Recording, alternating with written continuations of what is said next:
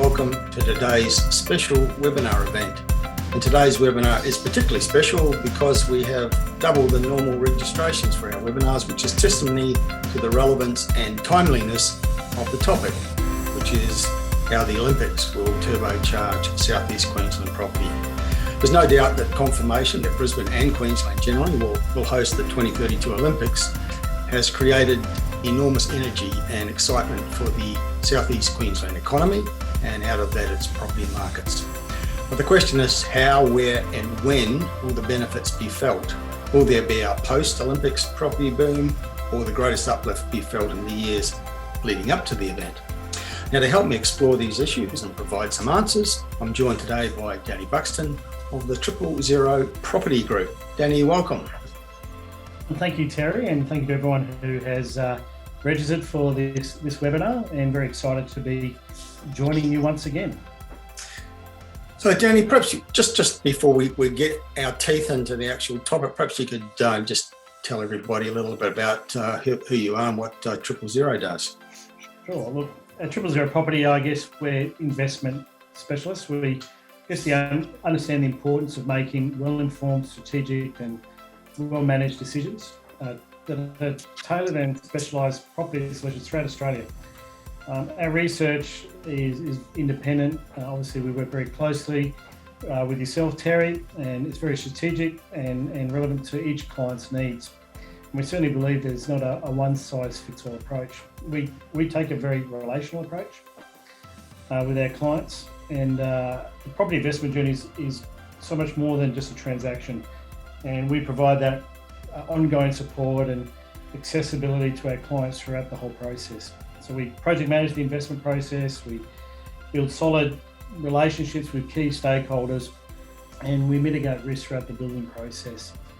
We have a lot of fun with what we do, and we have great clients who, for us, just the joy is when they come back again and again and refer clients throughout the process. So, and I know, Danny, that just recently in particular, you've been getting some great results with clients undertaking new builds, for example, where they perhaps sign a contract, and by the time it's finished and ready to move in, there's been substantial capital growth already. Yeah, 100%. Just recently, we've again working with yourself. We an area in Gympie, in the Gympie region, a place called Southside. We were able to work with a key developer there, and we've seen clients make in excess of $50,000 in uplift just by the time they settle on the land. We've seen, and that's not hypothetical, we're actually seeing actual sales in that estate that demonstrate that uplift for our clients. Same on the Sunshine Coast. Look, obviously, everyone who has property at the moment in Southeast Queensland is seeing great success. But the importance is, I guess, future-proofing that investment when you buy that. And we'll talk about it a little bit later on. But we've seen clients in excess of $100,000 uplift just through the process, and that's enabling them to not just create wealth for themselves, but being able to then use that equity to go on to the next project. We've had clients. I've got a great client of ours, Kim, who recently sold her property and enabled them to pay off their home loan and then do the things they want to do in their retirement. And so it's just such a joy to be part of that process and to hold their hand each step of the way. Okay. So I just want to remind everybody who's out there watching, listening, that if you have comments and questions, you can type them into either the chat panel or the Q&A panel, which you should see on the screen in front of you. And towards the end of the broadcast, we'll do our best to respond to as many questions as possible. As VCAS has already put in a question which says there is no evidence, or he's suggesting no evidence in the past that Olympics has caused an increase in property prices. Do you have historical data on that? Well, yes, we do. I think we will be disagreeing with you a little bit, Vikas, because I think there is evidence. There's been research done by a number of organisations just recently, which we will be including in our presentation today, which will show that there is a considerable impact from major events, not just Olympics, but other major events as well. So, Danny, I think you're going to share your screen with us. And, yeah, we're just going to do a bit of a slide presentation, just really talking about,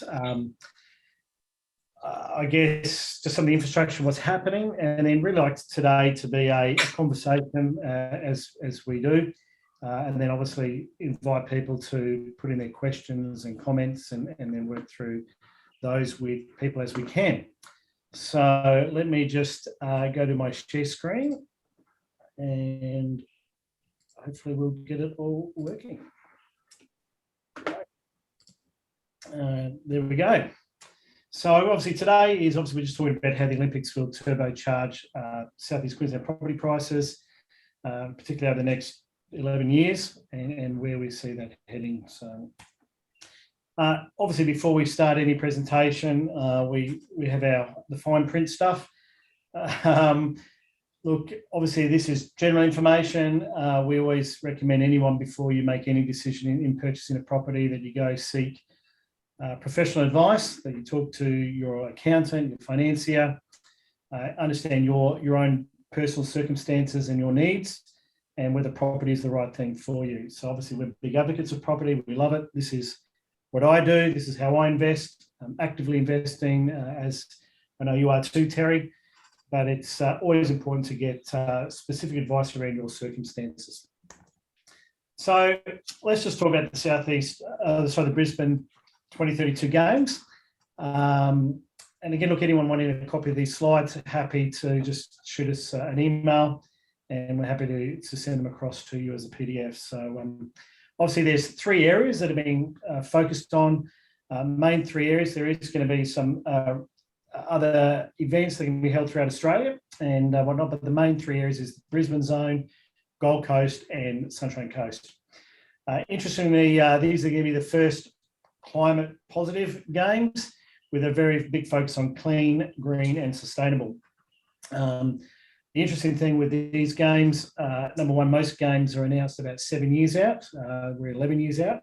So it allows plenty of opportunity for our governments to really focus on the infrastructure that's needed. Interesting enough, 80% plus of the stadiums, and again, previously, a lot of, when they've had Olympic Games, a lot of spending's gone into building and creating new stadiums, whereas the focus here is actually adding infrastructure and predominantly transport infrastructure into the Southeast Queensland. Obviously, this reduced much of the cost of hosting the games, as you can see there, and much of there's a lot of projects that are already in planning over the next 25 years, and a lot of that's going to be fast-tracked into the next 10, 11 years in time for the games. And the exciting thing is this is now fully funded both by state and federal government, with the 50-50 partnerships, as well as local governments as well. So the games will provide a pivotal role in the region's post-pandemic economic recovery. And I just can't see my screen for a second, so just bear with me. I have lost my screen, so just bear with me for a second. I can see your screen. Okay, so it's I've got my notes here too. So driving employment due to the need of for several new venues and stadiums. Creating around about 130,000 direct jobs and many thousands upon thousands of indirect jobs, particularly in tourism, retail, and all the other private enterprise that will invest into the area. I think the great thing with Brisbane being announced, Terry, is that it's really taking Brisbane, and we'll talk about this the other day, from traditionally way back in the day was a sleepy country town or country capital city, as was often referred to, and then obviously with the Expo and the G20, probably into a more of a real capital city. But now the focus is Brisbane will be a global city, and will have the eyes of the world on it. And I think that's just really important. I'm going to have to stop sharing for a second if I can do that, but I've just lost my ability to control my mouse. So I do apologise to everybody. Just be with me. There we go. So, and now I need my glasses. Interesting enough too, when you look at a lot of the reports, and obviously in preparation for today's seminar, but also to leading up to just doing lots of reading and research, KPMG's economic analysis, $8.1 billion of benefit to Southeast Queensland, and 8.5 in federal benefits as well. What are the economic benefits? Well, when we're reviewing, this is CoreLogic, the impact of the Sydney Olympics. From when they announced, we saw sitting dwelling prices jump by 60%. Going to ABS, when you look at the amount of people, when we're looking at a population, Brisbane currently sits just Southeast Queensland around 3.8 million people, and we're seeing that grow to 5.8 million over the next 20 years. And they're actually now talking about that being continue to be sped up and happen a lot sooner than the time frame that they're discussing.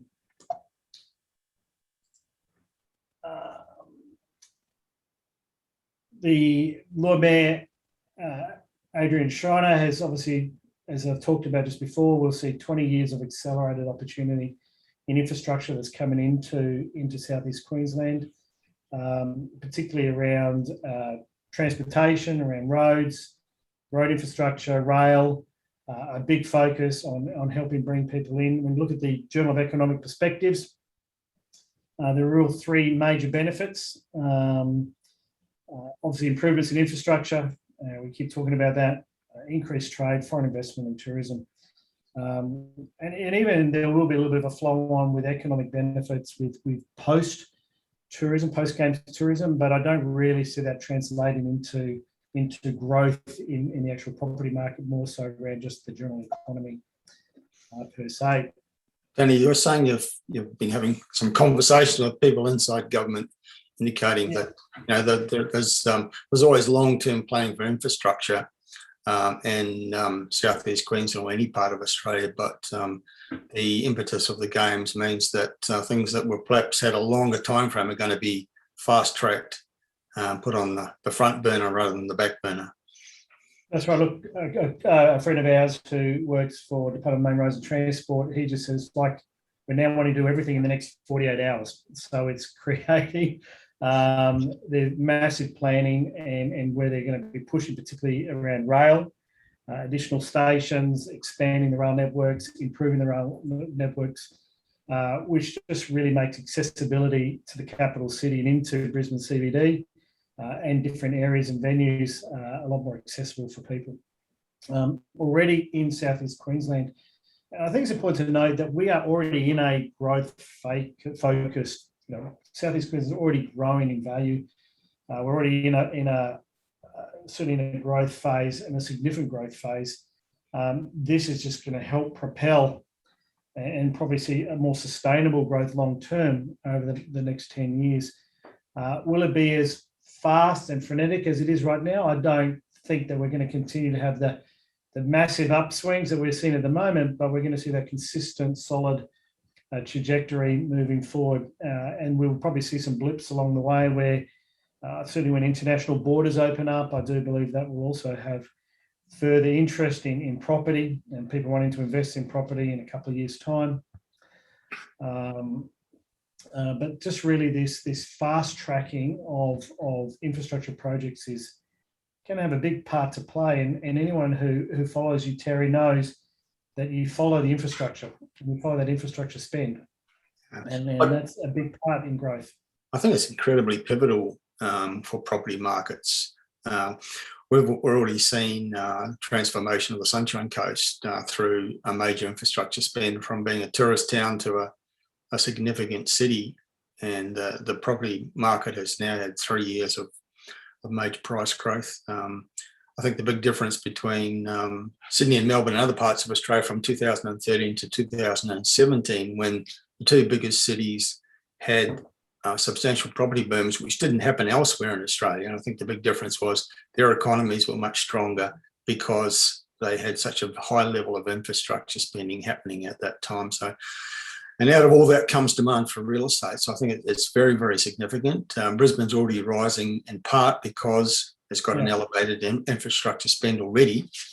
And the the announcement and confirmation of the games means that that infrastructure spend is going to be further enhanced as we move forward. And I think it's important to note, Danny, it's not just the government infrastructure, it's not just the construction or the renovation or upgrading of sporting facilities, it's transport networks, and beyond what the governments will do, it's also private enterprise in anticipation of the increased traffic through Brisbane, not just during the games, but in the lead up to it, means that hotels and tourist facilities are going to be upgrading, expanding.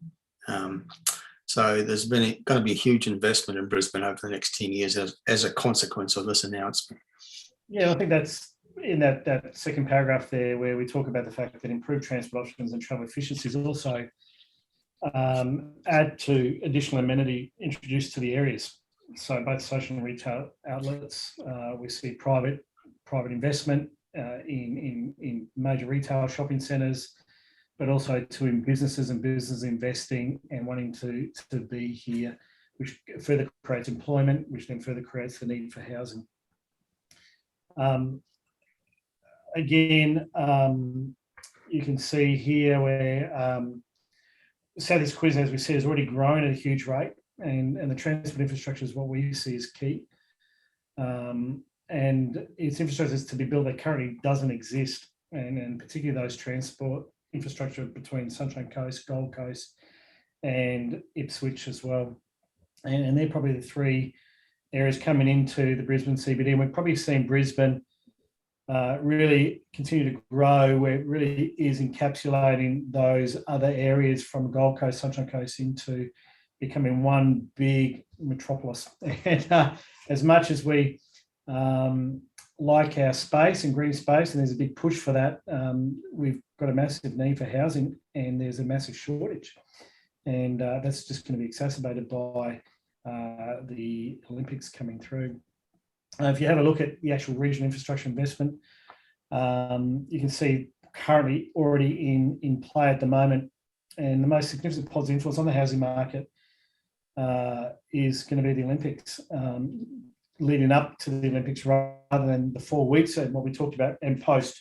So it's now the next 10 years. I think people who are smart and have the ability to, smart investors tend to get in while they can and position themselves to maximise the growth that they can achieve during that time frame to allow them to build their wealth through property prices.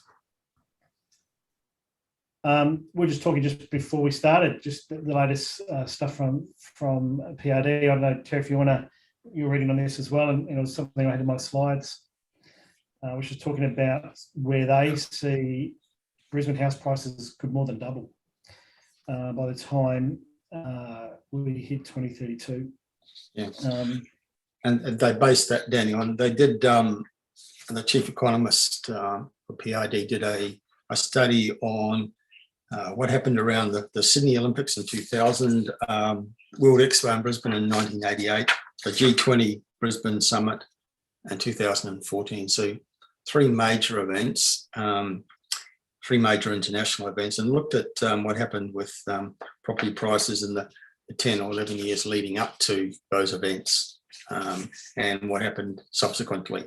And I think it confirmed what you and I believe, is that the greatest impact actually happens in the lead up to the event rather than post the event. And their research indicated that in the years leading up to and 1 year beyond Expo 88 in Brisbane local government area median house price grew 278%. So that's a massive increase, and it's I don't think the suggestion is that's not the only influence in that up cycle in Brisbane. Certainly, it was an influence because of the investment, the focus, the economic activity that generated, and also significant impact from the G20 held in Brisbane in 2014. Also did a similar study on the Sydney Olympics, and similar results. So what we tend to see is that once we have an event announced like the 2032 Olympics, the industry and the media tends to spruik a post-event property boom. But I think all the evidence is that the greatest impact is in the lead up because of the investment, the infrastructure, the economic activity, and the media focus in the lead up to the event. Yeah, yeah. And I just love that comment where she's written there, where the G20 2040 summit was the closest we had with the Olympics to understand how house prices could perform and how we can see that Brisbane prices could easily eclipse that performance, particularly given how strong the market is right now. And she even goes on to say, if we could use the growth rate to project the next 12 years, we could expect to see the Brisbane medium house price could soar to nearly 1.5, which is just mind-blowing. I mean, we're sitting around about 650,000 at the moment as a medium house price, which is relatively affordable compared to your Melbourne and your Sydney markets, and even a lot of some of those regional markets in New South Wales. But even if we're going to get half of that growth, house prices will still surge to at least 1.2 million by the time the Olympics begin. CoreLogic, Tim Lawless, talks about the Sydney Olympics as an indication that Brisbane could be tracking a very similarly strong performance. And the Olympics and associated capital works were likely to be a key contributor to the high rate of growth in the lead up to the Olympics. Again, not forgetting that we already are in a growth-focused market. So before we probably go further, I probably just want to just talk about, irrespective of when you buy and how you buy, and we're a big believer in this, you still got to get your ducks in a row. We had an interesting conversation just last week, Terry, with an accountant, and just the importance of building your team and having the right people in your team. And so before you start investing, I think you need to just understand, you've got to start with the end in mind. What is it, your purpose for investing? What are you trying to achieve? Having that really positive mindset, going for gold, but, I talk about being positive, proactive, and taking responsibility. People with a negative mindset don't achieve. If you're going for gold, if we use the Olympics as an example, people with a negative attitude in going into their race or their event, very unlikely they're going to succeed. Be proactive. If we're inactive, we sit still. So we've got to be out there training, got to be researching, getting the right information. But we actually have to do something. We've got to take responsibility. We can't blame our past for the mistakes we've done, but learn from them and have that positive approach and building the right people around you. Make sure you've got a really good financier. Brokers are great, or if you've got a great relationship with your bank manager, but just sit down, understand where you sit right now. What can you afford to do? Have someone who understands property from a legal perspective, who can, before you sign a contract, get them to preview your contract, make sure they know, what you signed up to, what risks are there, understand that whole process. Engage someone like us, a property strategist or broker, who can work with you and identify those who do this 24/7. This is what we do. We live and breathe property. We're constantly out there trying to identify those areas that will outperform, that will achieve better than average. Get yourself market ready.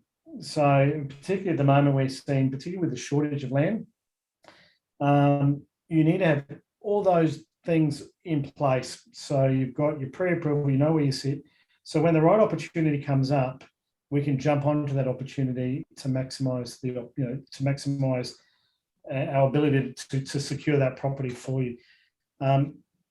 Big thing though is don't panic. We do see people panic buying, and you can don't FOMO. As per your webinar just the other week, be very careful when you buy, because you can panic buy and then you'll end up wearing the cost to that. And again, in our conversation we had, Terry, with Kevin, who an accountant, getting those structures right, know what structure you should be buying that property. These are very important questions you need to have with your team before you even go into signing on a property. But also be smart and future-proof for investment. And again, we want to outperform. We want to ensure that we're going to have continued growth in both the value and the rental appeal to that property, and that it will continue to do what it needs to do. And again, too, research is absolutely key. And look, if you can see my desk, I've got hot spotting reports all over my desk. Do your research, continue to look and see what's happening, and get updated research as well, because that research is constantly being updated, and making sure that to me, I think the best thing anyone can do is become a hot spotting member and getting access to all those reports. It's a small investment when you're going to be spending $500,000 plus on a property to invest a few $1,000s in getting that right advice. Got to buy with your head, not your heart. Understand what's going on, the infrastructure spend, both public and private. So I'm going to stop my presentation now because I'd like to probably just go into more of a conversation and maybe answer some of the questions that are coming through, and we can just continue to talk about areas and some of that infrastructure that's going in. Yeah, I just want to touch on a point you made. I think it's really important that people seeing opportunities potentially, such as being generated in Brisbane and southeast Queensland with the Olympics announcements, markets that were rising even before this announcement was made, and now further enhanced by that announcement. That it's so important to still be very, very particular about what you buy and where you buy it. I think we're seeing too many instances around Australia at the moment of people who seem to have the attitude they can buy anything anywhere and they're going to get growth, and they don't need to put in any time to do research and think carefully about what they're buying, where they're buying it. Some reckless behaviour at the moment, and that there's a potential for that to occur as a result of people saying, oh, we'll just buy something in Brisbane and we're going to get growth. I think you need to still be very particular. And look, also to really beware of the spruikers that will start popping up. We're going to start to see a lot more people out there, the old white shoe brigade promoting great investments and promising this and promising that. And look, every day I get 4 or 5 emails with options for clients, and 99% of them, they just go straight into the delete bin. And again, it's just build a team that's trusted. Don't get caught up in some of the hype. And although we're talking about some significant growth here, it's just about doing your due diligence. And I can't emphasize that enough. Yeah. I mean, we've already got a lot of comments and questions, and some of them are referring to, can we buy apartments, townhouses, houses? What's going to grow? And I think people, there's a certain reticence being reflected in some of the comments and questions, because I think some people bought high-rise apartments in inner city Brisbane maybe 5-6 years ago when there were a lot of spruikers out there tipping people into those investments, what turned out to be an oversupplied market, and they've had a bad outcome. And it's, I think, another, I guess, a case study of the importance of buying the right product in the right location, even when markets are on the up and up. Look, and I agree too, and be very careful too. Like whenever you are using someone to assist you in the process, the first question you should be asking is, how do you get paid? Where's your fee coming from? Where do you earn your income? Often I get packages sent through and offering ridiculous amount of commissions, and that's just added to the price.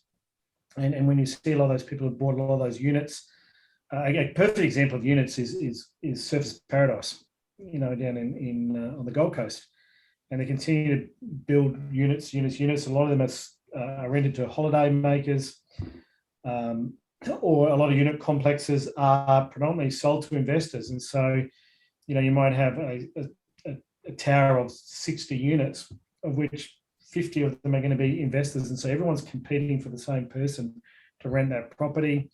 You'll have a couple of people who might be in financial circumstances that require them to sell it. They'll sell that at a loss. And so when the valuer goes to value that property and they do comparable sales, it then reduces. And people also forget to take into account body corporate fees and sinking funds, which can add a massive cost to your holding costs. And all of a sudden that yield that you're trying to achieve is significantly eroded. Yeah. So maybe we could turn to some of the questions and comments, because there's a lot that have come in already, and do encourage people to type your comments or questions into either the Q&A panel or the chat box. James is asking, guys, when you say Brisbane, does that extend to Logan and Moreton Bay? And I would say yes. I think when I talk about Brisbane, I talk about Greater Brisbane, includes Logan and Moreton Bay, and also Ipswich City. I think you'd agree with that, Danny? Yeah, look, 100%. It would even extend to areas like the Sunshine Coast and that Gold Coast corridor, Gold Coast Brisbane corridor as well.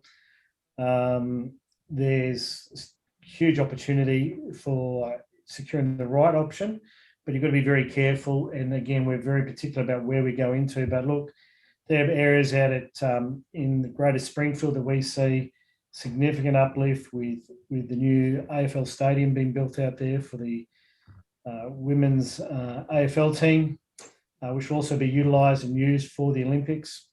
And there'll be events being held out in that area. Look, Moreton, I just think the Greater Moreton, Redcliffe are areas that we still see huge opportunity for uplift, particularly because they're on still a fairly good, affordable base. Redlands, really like Redlands. It's getting a little bit more expensive, but there's some great opportunities that we see with what's happening out in that Redlands area, and even that North Brisbane area too. So there's great opportunities. It's just identifying the right one that we can see is going to propel a person's growth and ability to maximise that. Yeah.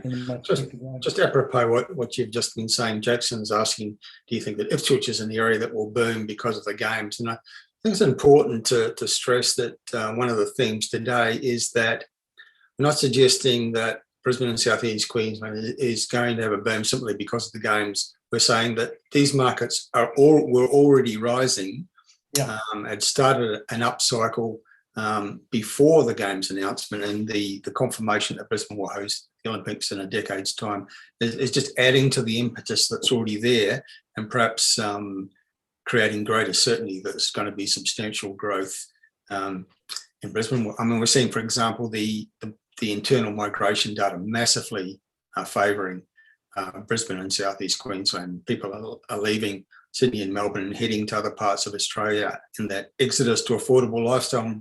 Brisbane and South East Queensland is getting a lot of it. An area like Ipswich is a beneficiary of that because of its affordability and its infrastructure and its the future infrastructure spend that's in the mix. Yeah, as you know, someone mentioned Ripley, that they bought in Ripley 4 years ago and haven't seen a lot of growth. And actually, we were just talking about that off camera before we started the webinar. And Greater Springfield is an area that when you, again, going back to your point with infrastructure, you've got to look at where infrastructure is being spent over the next 20 years. And a lot of that's going to be now fast-tracked into the next 10 years. And so some of that growth might not have been, will still be there, but it will be, in my opinion, be increased. That the growth will just be, I guess, what's the word I'm looking for? Concentrated on a shorter period. Absolutely, because of what's going in. When you're looking at Springfield and you're looking at the railway line being extended out to Ripley. But look, again, I also caution, be careful where you buy, because there are parts of Ripley that I won't touch, because I know there's a lot of investment activity. And so when I go into an area, I want to really surround, and one of the big things that you need to look for when you're buying a property, try not to buy in what we call Investorville, where just about every house or every second house is an investment house. You want to have that really strong capital benchmark surrounded by owner-occupiers who are evaluating their property, not going into an area which is just going to be just Investorville, to maximise that growth, to see you get that equity uplift that you're able to pull out and then go out and do another property. So Bart is asking, are new house and land packages susceptible to price increases comparable to capital gains for existing properties? So that's a question that's really right up your alley, I think, Danny. Yeah, look, you've got to, we're certainly seeing great capital growth for our clients who are doing a new property where we've seen significant uplift. Look, I always say, if you're going to build, really, again, part of your team is also having the right builder, a builder that is cash strong, that you can lock in your price, that you've got a guaranteed fixed price contract. So we are seeing some inflationary pressures in the building industry at the moment.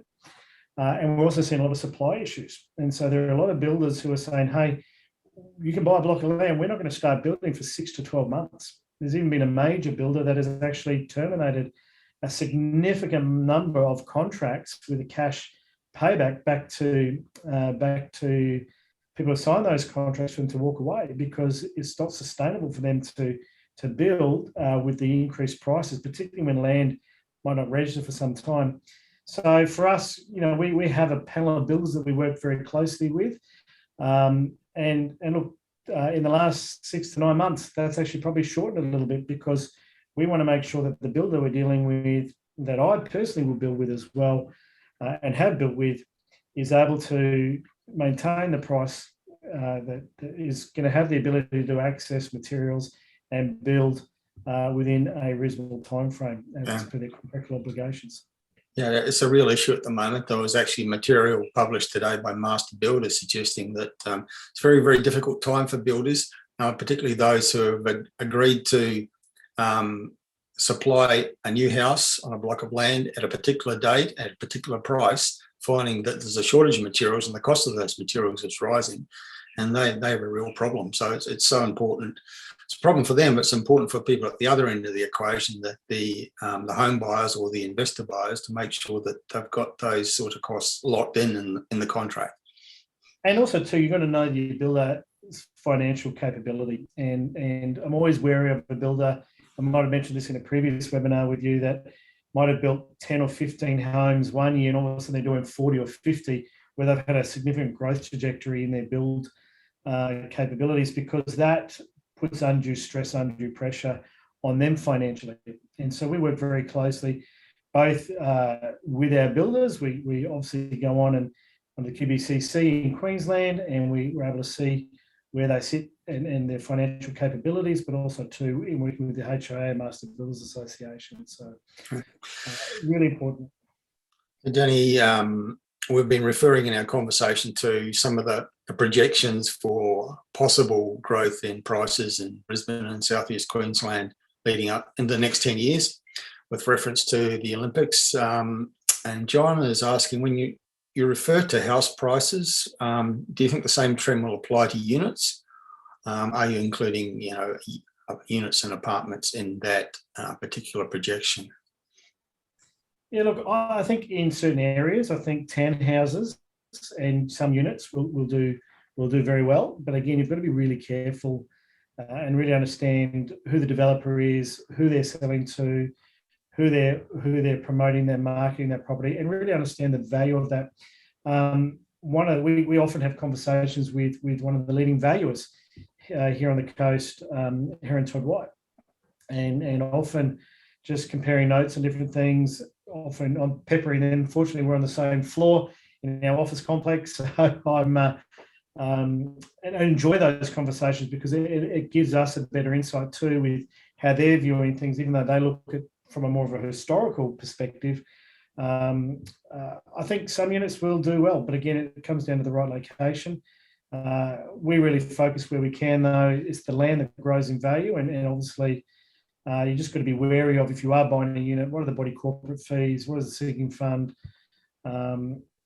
If you are going to buy an older unit complex, just be very much aware of if there's any major capital works that need to be done to that unit complex, and just be very mindful of that in that process. Yeah. Again, engaging the right property buyer's advocate to work with you in that process will help mitigate a lot of those risks. On Monday, CoreLogic published its latest monthly report on prices, looking at what happened in July and what's happened to the year, the date, and also what's happened in the last 12 months. And there's been, considerable uplift in most markets around the country. It's interesting to look at the data for houses and then for apartments. And what we've seen is that we've also seen some considerable uplift now in median prices for apartments in most of the capital. In fact, in the month of July, every capital city and every state regional market jurisdiction had some level of increase in their median prices for apartments. And in the last 12 months, some of the growth for apartment prices has actually been at a level that in normal times we'll say that's pretty good growth. It's just that it's been dwarfed by what's happening at the moment in housing markets, where there's such exponential. I think you look at too the demographic of the people who are moving and where people want to live. And look, people are wanting to have a unit. You tend to be a little bit more confined. People like to have a little bit of space, even if it's just to go outside and stretch.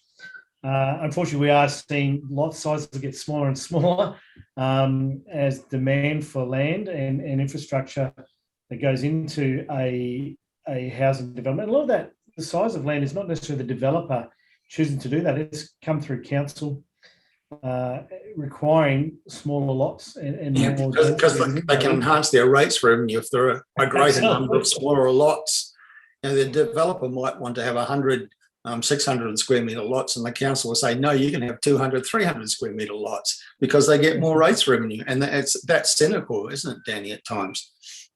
100%. But we've also had clients, we've had some clients here on the Sunshine Coast where we've been able to pull together a 4-bedroom house and land on a 350 square metre block, which may seem to many a super small block, but with the right design, ensuring that that property is surrounded by parks and open space, where we've seen clients exceed, $70,000+ uplift just in the purchase of that property, when we can see what other properties are selling for in that immediate area. So if you do it right, you be smart with how you do it. Remember, investment is not about where you necessarily want to live, but it's catering to the needs and the demands of the population and the demographics that are living and moving into that area. Just referencing back to John's question about whether we're going to see some similar levels of growth with apartments. I just did an exercise this morning for a client looking at what's happened with median prices for apartments on the Gold Coast, and found that there's about 15 suburbs where the median apartment prices have increased by 10% or more in the last 12 months. So there's certainly uplift in the median prices. I mean, median prices can be misleading, particularly with apartments. You need to take them a few grains of salt. It doesn't necessarily mean property values are rising to that level. But nevertheless, it was enlightening to see just how much growth has been in median apartment prices in so many locations across the Gold Coast region just in the last 12 months. So as a product that can grow in value, just got to be very mindful of the propensity for developers to create oversupply in popular markets. We've seen that in inner city Brisbane in recent years. We've seen it in Surfers Paradise periodically. We've got to be careful. I think that's the way you've got to look at the area where you're going to be. If you are going to go into a unit, understand the area that you're going to be buying into, understand what the needs are within that area, and where there is a demand for that particular product. Look, over time, certainly townhouses, we are seeing a lot of terraced housing product coming out now, which is becoming a bit more popular, which is like a townhouse with your own title. And that has, for some people, from an affordability perspective, is a way to get their foot into the market. But again, just be really wary of the body corporate fees. I know I keep harping on that, and making sure that it's in the right spot, and more than happy to sit down and chat with someone about that when the time's right. Teresa, with her questions, referencing our comments that there's been some research done in past major events and looking at what's happened to property values in the lead up to those major events. And there's been substantial property growth in Brisbane and previous international events the city has hosted. So, is there a way to identify other influences that may have contributed to the property boom figures, and what percent can be attributed to each of these influences? And I would think not. It's very hard to separate out. You can look at how much prices have grown and saying this coincided with the lead up to this event. But in terms of which factor had the most influence and what percentage, I think that's not possible. Yeah, I 100% agree. And hi, Teresa, I can see you're there. So good to see you on the webinar. So, but look, anytime when we source options and things for clients, you've just got to look at what is going on in that immediate area.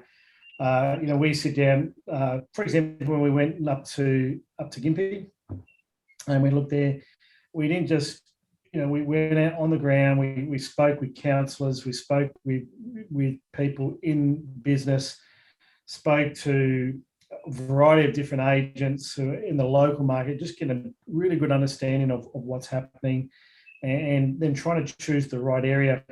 We're able to pull together a couple of packages, although not necessarily for traditional investment, for the special disability areas, in a place like Beachmere, which we just saw massive amount of change and urban renewal going on, gentrification in that little suburb, which used to be just an old sleepy fishing village, which has now got a beautiful estate that's just been developed with very expensive houses being built, which are 1 or 2 blocks back from the water.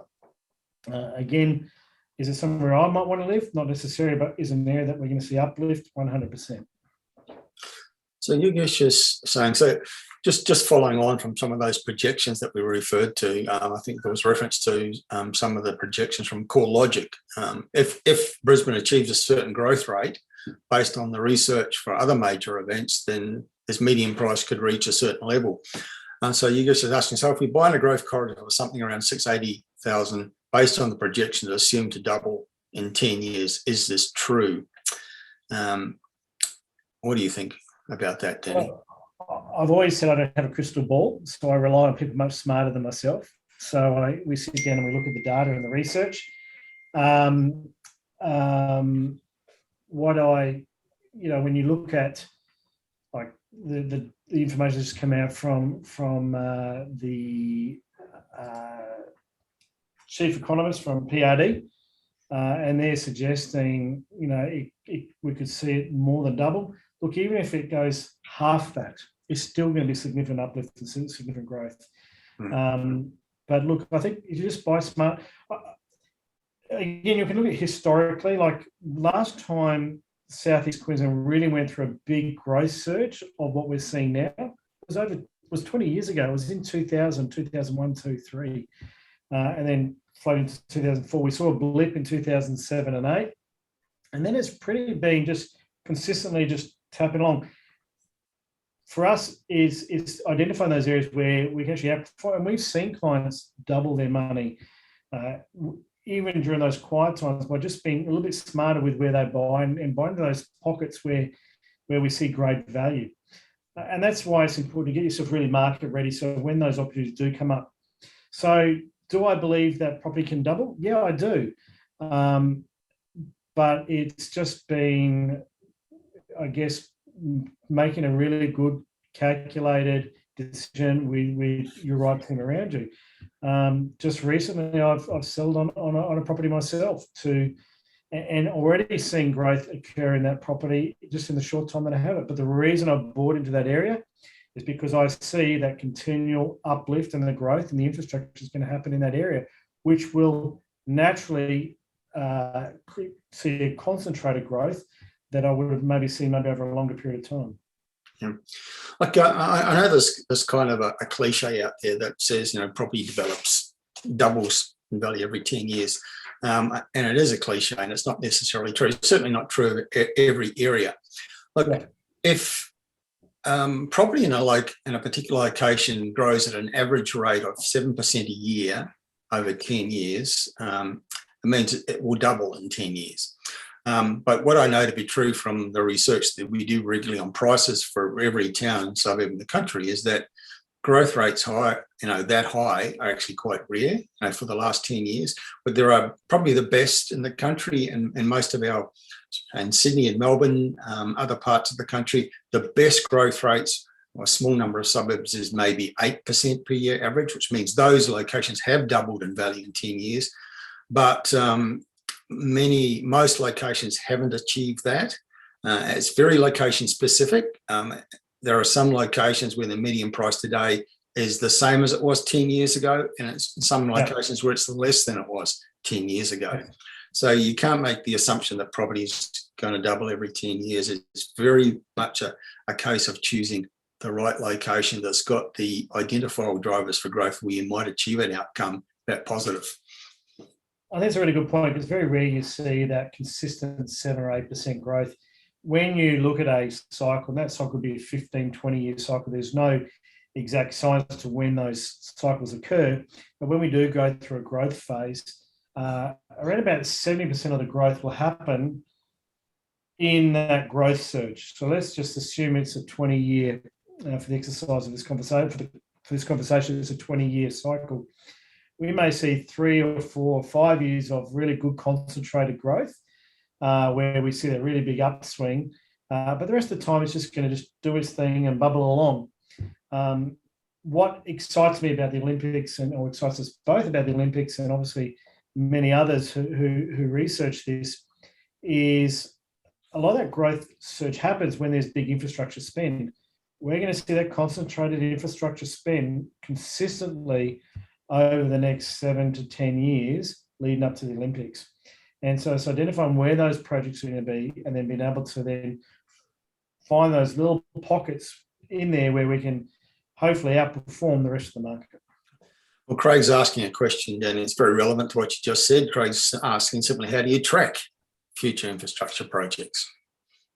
Well, it's quite simple. You just need to go onto the Queensland government or whatever local government and state government websites, and then be able to work through where those things are occurring. We're fortunate that we also have some very good relationships with key stakeholders. We're constantly peppering and probably annoying them of late, but it's also boots on ground, talking to council, talking to the right people to see what is occurring and where things are happening. For example, when you look at Springfield and you see what's happening in that Springfield area, and you go on and you see the infrastructure and the works that are in place. When you looked at Gympie and you see the major projects that have been announced and are actually under construction and have been fully funded to occur. You see the upgrade in the highway, and we access certain tools on the net which allow us, and subscriptions allow us to get up-to-date mapping, so we can actually see in real time what is occurring on the ground. It was certainly very helpful at the moment when we're all locked in and locked down, to be able to see that occurring. So infrastructure is something that we track every day at Hotspotting because we think it's so influential. It's something that we really look for when we're trying to identify the future growth areas. So we're pulling in information every day, and we're filing it and recording it and organising that information, and all of our location reports that go into our reports, such as a top 5 Brisbane hotspots, for example. At the back of each of those reports are usually several pages listing projects that are on the books, that are under construction or proposed for areas, because we find that to be a very key factor to consider in making our selections on locations. I can't, again, just understanding that infrastructure that's going on, and to the person who asked, how do you track? The best thing you can do is subscribe to Terry's. And I'm not giving you a plug because of this webinar, but honestly, Terry, it's over the years that we've utilised your resources have just been very beneficial, and our clients have just seen great success because of it. And Chandra is asking, did we see unprecedented growth in Sydney prior to the 2000 Olympics? I don't know about unprecedented, but there is the evidence and the research that's been done by a number of parties with reference to the Brisbane announcement. There's some specific research being done, and that does indicate that there was unusual uplift in Sydney in the lead up to the 2000 Olympics, as there was in the lead up to Expo 88 in Brisbane and other major events. And I also observed it quite the most recent, precedent I can refer to is the Commonwealth Games on the Gold Coast in 2018. And again, the industry was spruiking a post-games boom. That didn't happen. What did happen was there was notable uplift in the Gold Coast market in the 2 to 3 years before the event. And again, it's the same factor. It was enormous investment in infrastructure and in other facilities on the Gold Coast, both by government and private enterprise in the years leading up to that event. And that brought people into the Gold Coast to live and work in those projects. And there was a considerable uplift in rents and prices at that time. So I think the evidence is strong that is what does occur and is likely to occur in the case of Brisbane and other parts of southeast Queensland. Right. Also important to know, again, talking about this offline too, is well, there's still other areas outside of southeast Queensland that will see great growth, and some of those regional areas where we see real opportunity. But look, long term, property is a long term investment. We're seeing some really good uplift for our clients and some significant uplift in a very short period of time. But it's about future proofing that investment, where we want to see that continual rise, continual growth wherever possible. And certainly, again, we just keep coming back to that same thing. Infrastructure is such a key part of that. And when you look historically with where you follow the growth trajectory of property values when there are major infrastructure projects going on, and particularly around transport, because it brings not just state and federal government spend, but as we said before, a lot of private spending as well. A lot of private infrastructure then also is added into the mix, which then further increases that economic benefit. Yeah.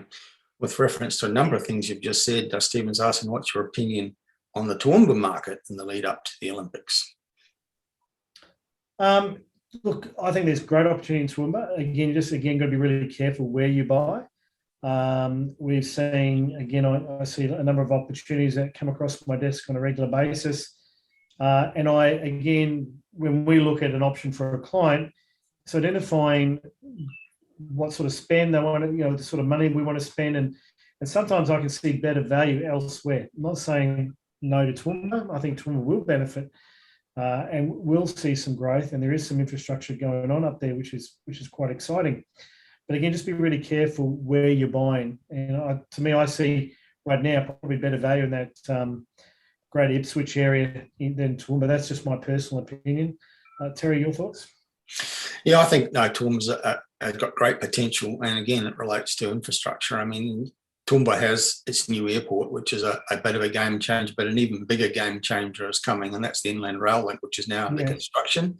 It's the section to carry the construction over the border from New South Wales into Queensland, heading towards Toowoomba, is soon to start, and Toowoomba is the pivot point.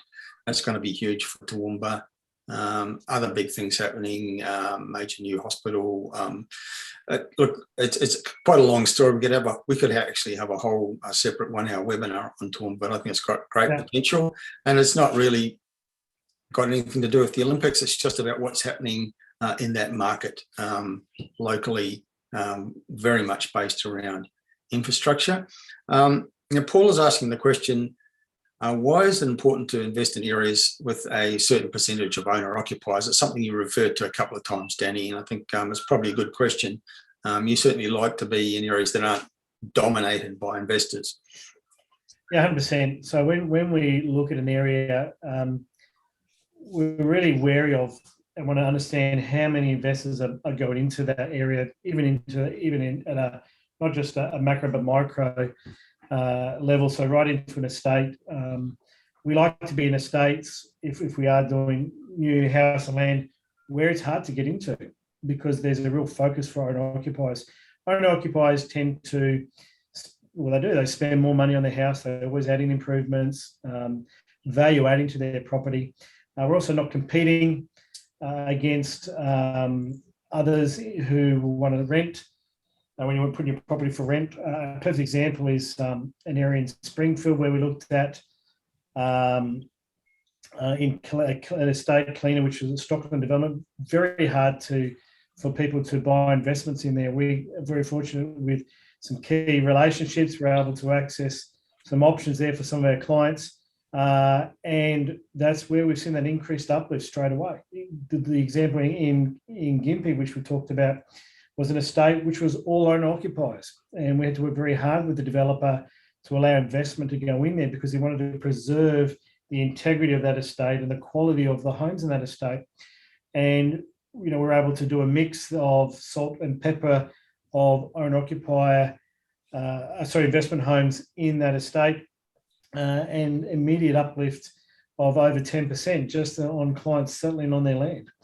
And so, whereas if I went into another area where I know there's an estate which might have a lot of investment activity, they're just going to be same, house after house after house, with investors. And I think it detracts long term. And when we talk about future-proofing your investment, that's a key part and a key consideration to take into account.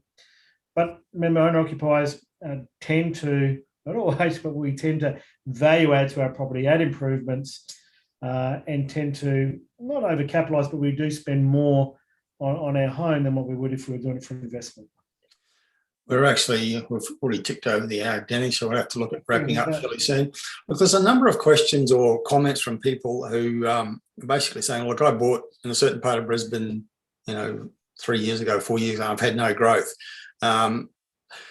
And I understand that, as I've had lots of conversations with people in strategy sessions and in mentoring sessions where they bought in a location and it hasn't really performed for them yet. I think what we're saying is that, well, Brisbane hasn't performed particularly spectacularly over the last 10 years.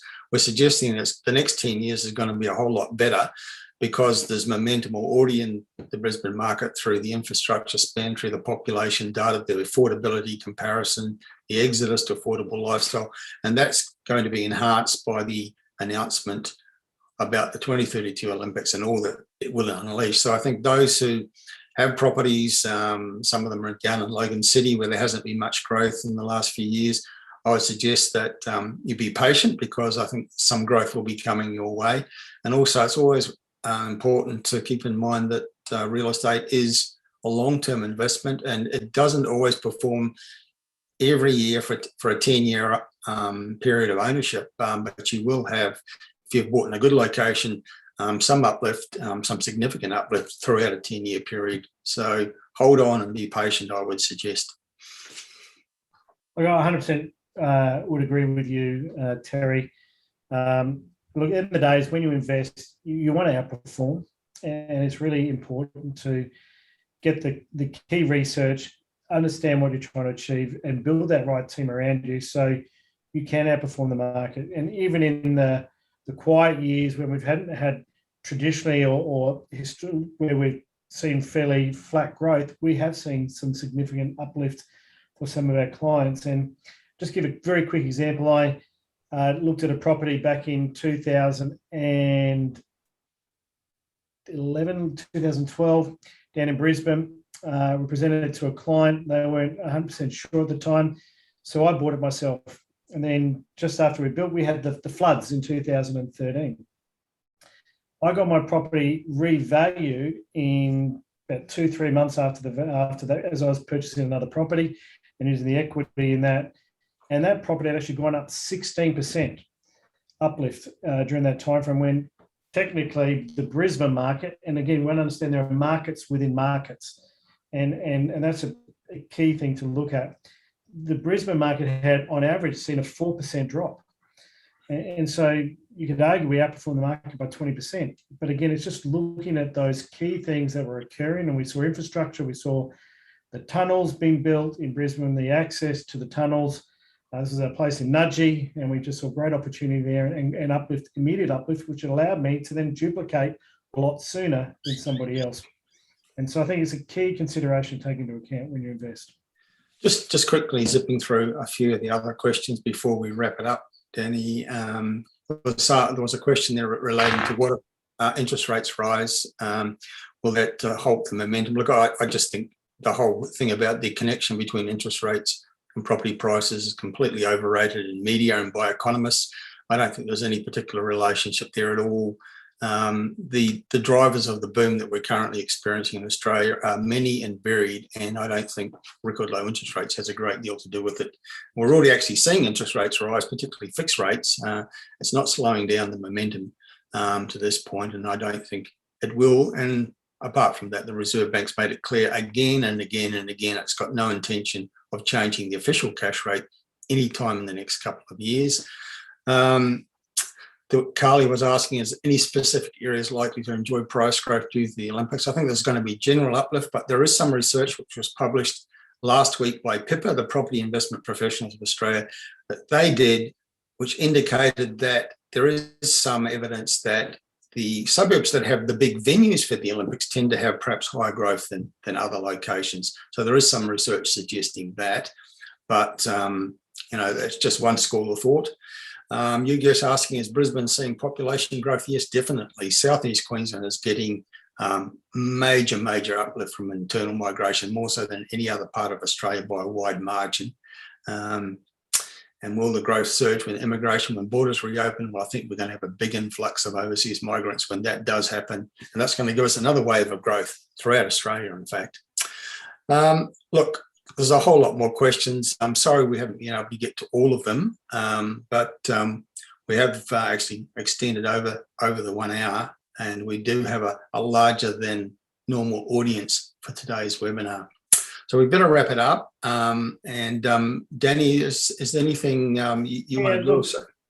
Absolutely. So just want to thank you, Terry, and for everyone for tuning in and being a part of this webinar. So I just want to share my screen here. Not sure if I'm doing this right. Here we go. I'm just the technical that I am. So we've just want to just give an offer to anyone who does come and wants to have a chat with us, no obligation-free chat. And certainly if you want a copy, you can more than happy just to shoot us an email at invest@000property.com.au. And look, anyone who works with us and ends up purchasing a property through us, we will extend a 12-month subscription to your Platinum and Gold membership, which is valued up to $2,000. And we'll just do that on as a way to say thank you, because I think education is absolutely key during your property journey. So there's our details there. Invest@000property.com.au, and just shoot us an email or jump onto our webpage and fill in a form, and we'd love to have a chat. But thank you, Terry. Thank you, everyone else, for joining in. And there's so much more we could talk about, in particularly with areas and areas that we see real opportunity in. Again, getting yourself market ready and getting yourself building your team is absolutely imperative. And you need to build your team before you build your portfolio. So we'd love to be a part of that journey with you. Okay, thank you, Danny. Thanks everyone for your participation today, for your comments, your questions. I think it's been a great session. We could have gone on for another hour talking about these issues and responding to questions from people, and I apologise to the people if we didn't get to your questions, but you are welcome to follow up by contacting either Danny. His contact details were on the screen just a moment ago, or you can also contact me, Ryder @hotspotting.com.au, if you have a particular question you'd like answered or comment you'd like to make. With that, let's just say goodbye and thank you, in particular to Danny Buxton from 000 Property. I urge you to follow up and talk to Danny. As he said, it doesn't cost anything to have a conversation, and just perhaps talk about your situation, what you hope to achieve with property investment. Okay, let's do it again soon, Danny. Thank you very much. Look forward to it. Okay, bye for now.